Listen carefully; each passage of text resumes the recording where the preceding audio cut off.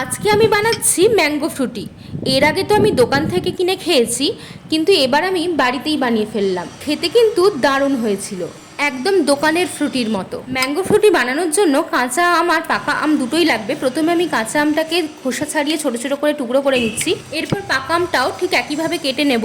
একটা মিক্সিং জারের মধ্যে হাফ কাপ কাঁচা আম আর 2 কাপ পাকা আম দিয়ে তার মধ্যে 2 চামচ চিনি আর পরিমাণ মতো জল দিয়ে একটা স্মুথ পেস্ট বানিয়ে নিয়েছি। এবার এই পুরো আমের পাল্পটাকে একটা ছাঁকনির সাহায্যে ছেঁকে নেব। যেহেতু আমটা খুব মিষ্টি ছিল, তাই জন্য আমি অল্প চিনি ব্যবহার করেছি। আপনারা আপনাদের স্বাদ অনুযায়ী চিনির পরিমাণটা বাড়িয়ে নিতে পারেন। এবার এই আমের পাল্পটা লো ফ্লেমে 5 মিনিট ফুটিয়ে নেব। এই আমের পাল্পটা কিন্তু ফ্রিজে স্টোর করেও রাখা যায়। আমের পাল্পটা ফুটিয়ে ঠান্ডা করে নিয়েছি।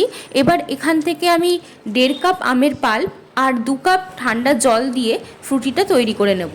বাকি আমের পাল্পটা আমি একটা এয়ারটাইট কন্টেনারে করে ফ্রিজে স্টোর করে রেখে দিয়েছি। এবার ভালো করে মিশিয়ে নিলে তৈরি একদম দোকানের মতো ফ্রুটি। আপনারা অবশ্যই একবার বাড়িতে বানাবেন কিন্তু।